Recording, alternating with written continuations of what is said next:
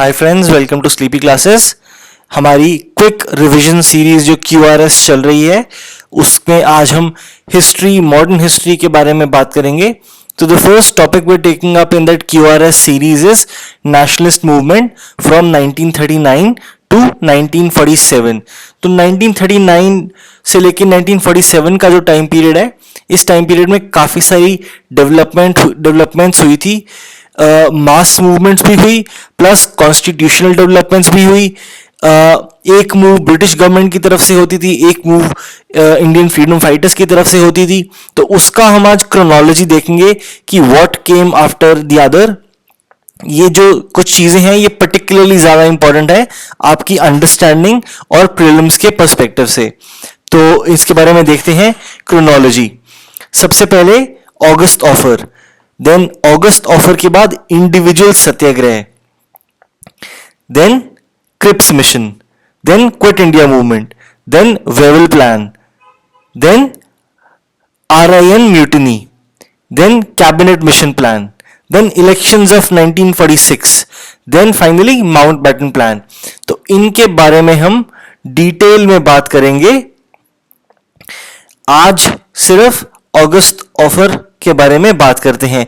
ये जो क्रोनोलॉजी है ऑगस्ट ऑफर से लेके माउंटबेटन प्लान तक की, this is a very very important chronology from the prelims perspective. तो आपको ये पूरा याद रखना है कि क्या पहले आया क्या बाद में आया। जब आप समझ जाएंगे कि किसकी वजह से क्या आया तो आपको याद रखने में भी डिफिकल्टी नहीं होगी। तो चलिए सबसे पहले देखते हैं events leading up to August offer. तो वर्ल्ड वॉर 2 के टाइम पे इवेंट्स कैसे स्टार्ट हुए बात करते हैं। सितंबर 1, 1939।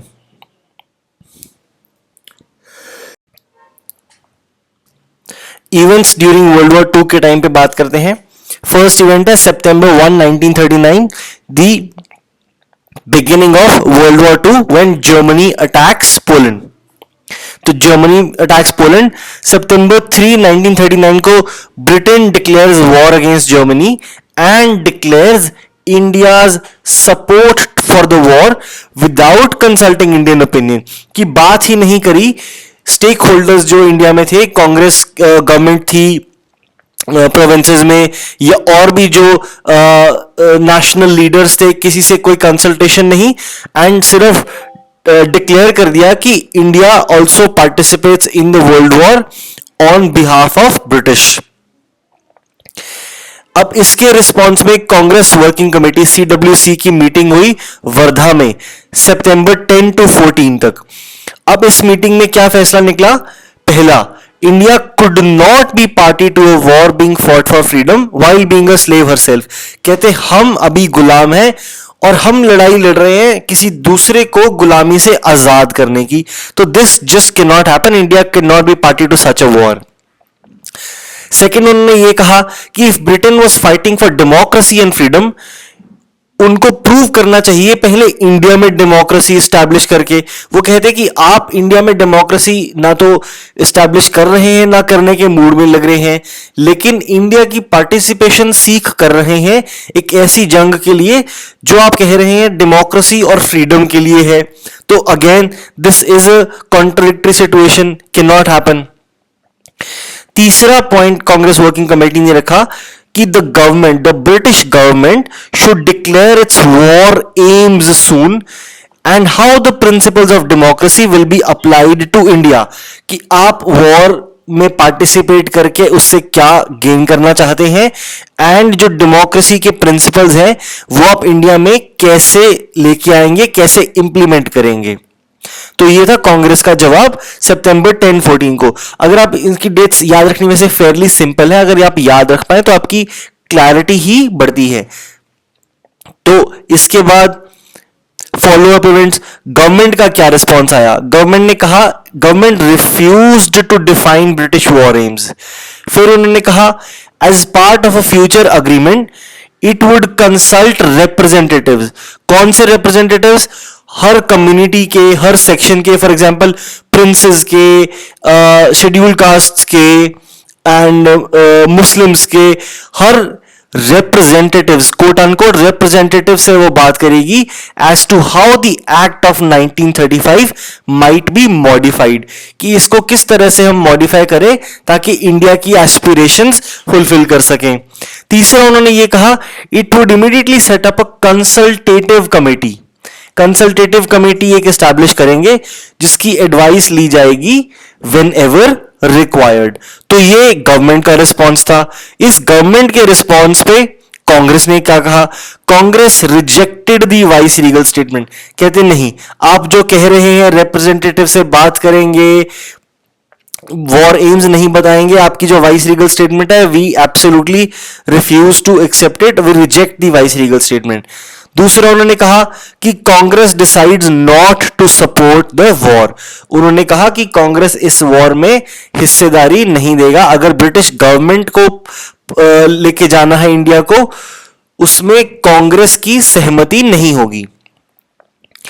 तीसरा उन्होंने कहा, it called upon the Congress ministries to resign in the provinces. जो 1937 के इलेक्शंस के बाद कांग्रेस ने बहुत सारे प्रोविंसेस में अपनी गवर्नमेंट एस्टैब्लिश करी थी, उन सब कांग्रेस मिनिस्ट्रीज ने रिजाइन कर दिया on the ground that its advice, Congress's advice was not sought by the British in declaring India's participation for the World War II. तो इसके बाद क्या हुआ, कुछ डेवलपमेंट्स हुई।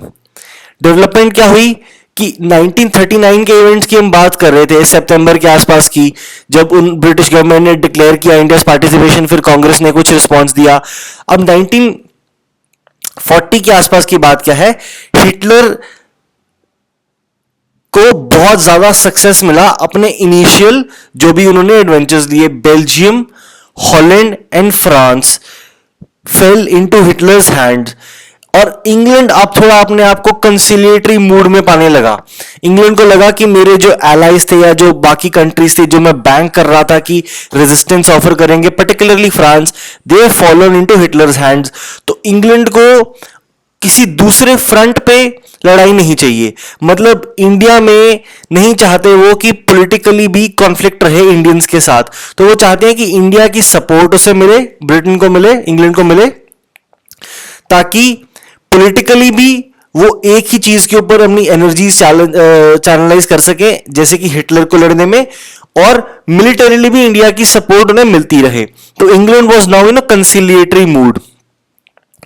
तो in order to support the secure the cooperation of Indians, जो viceroy थे लिनलिथगो, उन्होंने एक अनाउंसमेंट करी 8 अगस्त 1940 को, जिसको कहा गया ऑगस्ट ऑफर। तो उसमें उन्होंने क्या कहा, first, dominion status as the objective for India. यहां पे ब्रिटिश गवर्नमेंट ने डोमिनियन स्टेटस की मांग जो थी, जो कि साइमन कमीशन के टाइम पे आई थी 1927 में, उसको अब जाके 1940 में एक्सेप्ट कर लिया। Dominion status as the objective for India.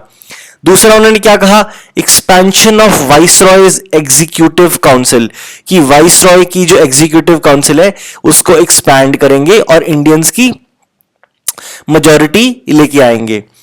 तीसरा उन्होंने कहा, एक कॉन्स्टिट्यूएंट असेंबली सेटअप होगी। पहली बारी कॉन्स्टिट्यूएंट असेंबली की भी बात हुई after the war, where mainly Indians would decide the constitution, कि भारत के लोग ही अपना कॉन्स्टिट्यूशन डिसाइड करेंगे। No future constitution to be adopted without the consent of minorities. तो माइनॉरिटीज को यहां पे वीटो पावर एक तरीके से दे दी गई कि अगर आपकी सहमति नहीं होगी तो कोई भी कॉन्स्टिट्यूशन ऐसा अडॉप्ट नहीं होने देंगे हम। तो ये ऑगस्ट ऑफर। उसके बाद Congress rejected the August offer, Congress ने ऑगस्ट ऑफर रिजेक्ट कर दिया। Nehru said dominion status concept is dead as a door nail. तो कांग्रेस रिजेक्टेड डोमिनियन स्टेटस की, अब तो डोमिनियन स्टेटस बहुत पुराना हो गया। उसके बाद तो हम साइमन कमीशन में 1927 में डोमिनियन स्टेटस की बात करी थी। उसके बाद लाहौर सेशन जो था 1929 वाला, उसमें तो हम पूर्ण स्वराज की बात भी कर चुके हैं। तो 1940 में 11 साल बाद डोमिनियन स्टेटस एक्सेप्ट करने का तो सवाल ही नहीं उठता। तो Congress rejected August offer of dominion status. Evaluation क्या है ऑगस्ट ऑफर का? For the first time the inherent right of Indians to frame their own constitution was recognised. तो पहली बारी कॉन्स्टिट्यूशन, एक संविधान फ्रेम करने का जो हमारा इनहेरेंट राइट है वो एक्नॉलेज किया गया। And Congress demand for a constituent assembly was considered. Dominion status was explicitly offered. साफ शब्दों में कहा गया, घुमा फिरा के नहीं कहा गया कि डोमिनियन स्टेटस आपको दे दिया जाएगा। जुलाई 1941 में वाइसरॉय की एग्जीक्यूटिव काउंसिल को एनलार्ज कर दिया गया, जैसे उन्होंने अगस्त ऑफर में कहा था। तो ये अगस्त ऑफर की इवैल्यूएशन थी। अगस्त ऑफर के ऊपर इंडियन नेशनलिस्ट्स का क्या रिस्पॉन्स रहा था वो हम देखेंगे नेक्स्ट लेक्चर में। Thank you.